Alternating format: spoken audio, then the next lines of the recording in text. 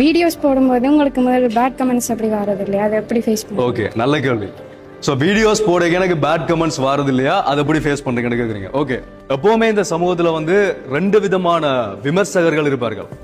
ஒன்று வந்து உண்மையிலேயே நாங்க செய்யக்கூடிய செயல்களை வந்து எங்கள் மேல உண்மையான அன்பு வச்சு மரியாதை வச்சு நாங்க மேல வரணும்ன்ற நோக்கத்துக்காக விமர்சனம் செய்யக்கூடியவர்கள் விமர்சனம் செய்வார்கள்.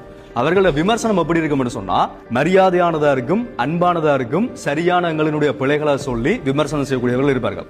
எல்லாருமே 100% சரியா நாங்க எங்க துறையில போக முடியல. நானும் இன்றைக்கும் 100% சரியான தகவல்களை கொடுக்கணும்னு சொன்னா கூட சில இடங்கள்ல பிளவுறதுக்கான வாய்ப்புகள் இருக்குது. சோ அந்த இடங்கள்ல நாங்க செய்யக்கூடிய பிழைகளை மரியாதையா சுட்டி காட்டக்கூடியவர்கள் தான் எங்கள் மேல அக்கறை வச்சு செய்யக்கூடிய உண்மையான விமர்சகர்கள். இரண்டாவது விமர்சகர்கள் யாருன்னு சொன்னா எங்களை பிடிக்காம நாங்க செய்யக்கூடிய செயல்பாடுகள் பிடிக்காம அத இந்த வழியில விமர்சனம் செய்து எங்களை கீழே விழுத்துறதுக்கான செயல்பாடுகளை செய்யக்கூடியவர்கள். அந்த விமர்சனத்தை நாங்க இந்த காதால் எடுத்து இந்த காதால விட்டுட்டு போயிடணும்.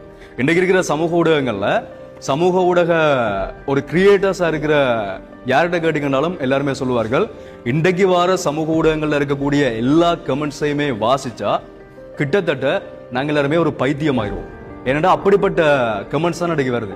பேட் கமெண்ட்ஸ்ன்றது வந்து நான் சொன்ன மாதிரி தான் மரியாதையா உண்மையிலேயே எங்களினுடைய பிள்ளைகளை சுட்டிக்காட்டக்கூடியவர்களுக்கு நிச்சயமா நாங்க அந்த பிள்ளைகளை சரி செஞ்சு கூட நாங்க முன்னால போகலாம். ஆனா வேணுமெண்டே செய்யக்கூடியவர்களை நாங்க தவிர்த்துட்டு போறது தான் எங்களுக்கு நல்லது. அதை தாண்டி எங்களுக்கு வேற எந்த வழியுமே இல்லை.